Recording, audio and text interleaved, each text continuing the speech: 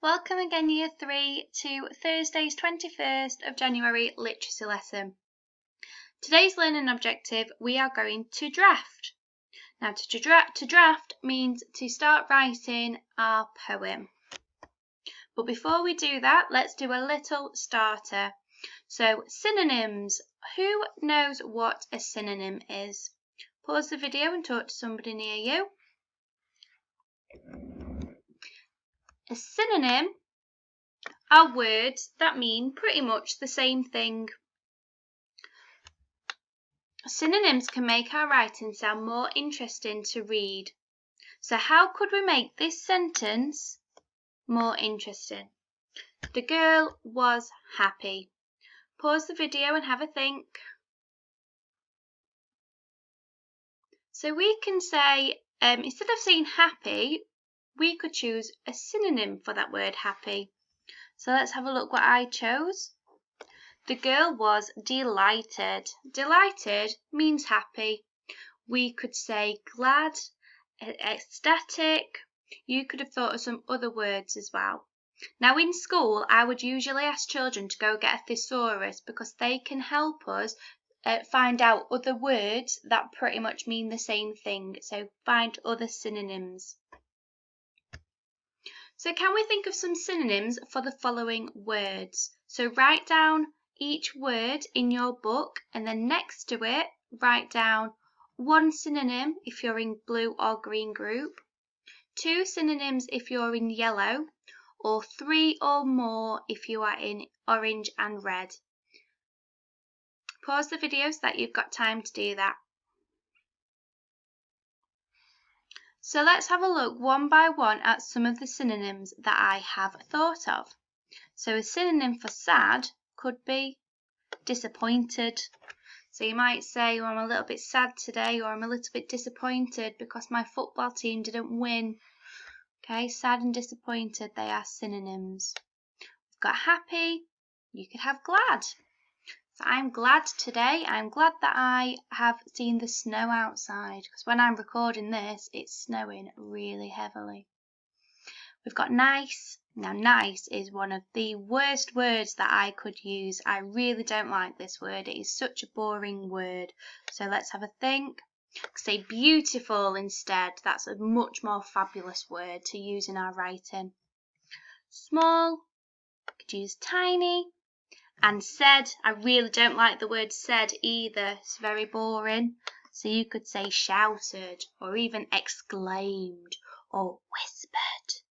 Okay, adds a little bit more description to our writing because we're explaining how the person said something. So did they shout it? Did they whisper it? Okay, well done everybody. So yesterday we made our first plan for our poem. So we had our planning sheets, with all of the adjectives, nouns, verbs and adverbs written down to make sentences. So quickly get that out or flick back into your book to that page and have a little read of your poem again. Remember, this is just a little draft, so on a plan so you can change any bits that you want to change. Pause the video to give yourself time to have a look.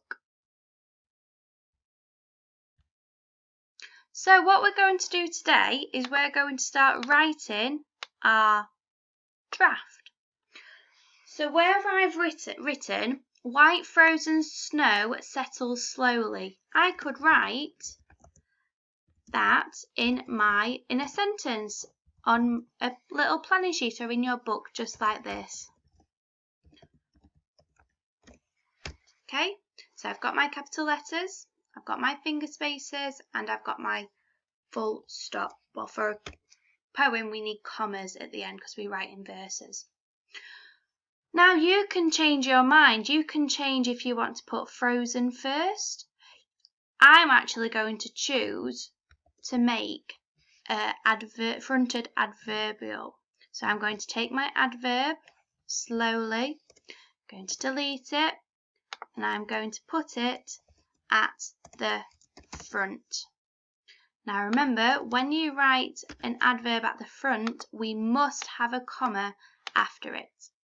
So I've changed it, so I've got slowly white frozen snow settles. And can you see how that just makes it a little bit more interesting and just changes the sentence up a little bit more? We can write our next sentence now. So, warm, burning fire flickers sometimes.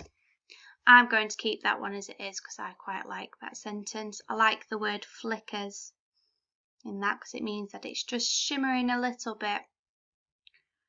We've got melting clear ice drips outside.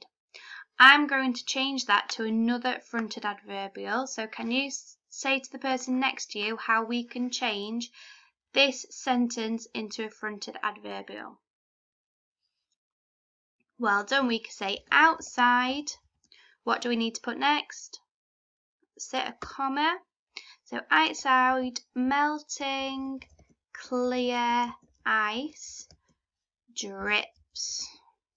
We could add another adverb at the end and describe where it's dripping. So is it dripping up? Is it dripping all over? Or is it dripping down? I might write it is dripping down or drips down. So you can see that I am just writing what we've already planned, but I'm just changing some of the words. So that is what you should be doing in your book today. Now you can write down a little plan first, just like I have here, and then in your learning pack you will have this beautiful wintry paper in your book with lines on it and today's learning objective ready. So when you're happy with your little plan that you've written in your book on your lined paper, just like me, you can start to write it onto your sheet. Now this is going to be our final poem. So make sure that you've got your capital letters, full stops and finger spaces. Really challenge yourself to use your best handwriting. And also I want you to email any pictures of your poems to go on the school blog. Or even if you're brave enough, maybe an adult can record you saying your poem and then I can upload that with your permission onto our school blog as well so that you're performing it.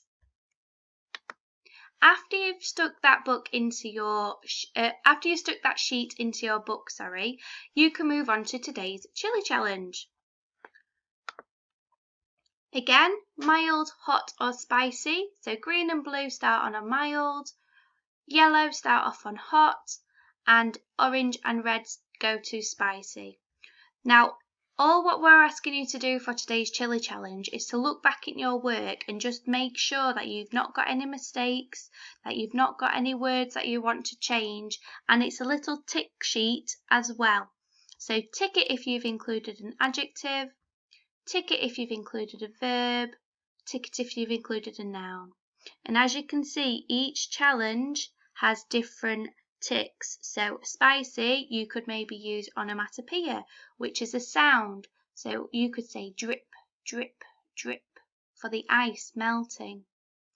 Or you could use alliteration, like soft snow settles. So when every word begins with the same letter. You could use fronted adverbial phrases like I just did, or even personification, which is where an object acts like a person. So it might wave, it might sing, it might fall.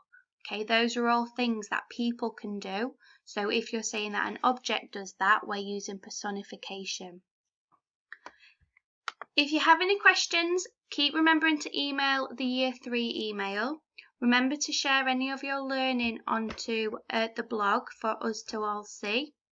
And you'll again receive a phone call some point this week if you haven't already received one. Thank you very much for joining, and I really look forward to seeing some of those videos and some of the pictures of your poems for me to read. Thank you so much, everybody. You're trying so hard to work at home, and I'm so impressed with every single one of you. Well done. Bye.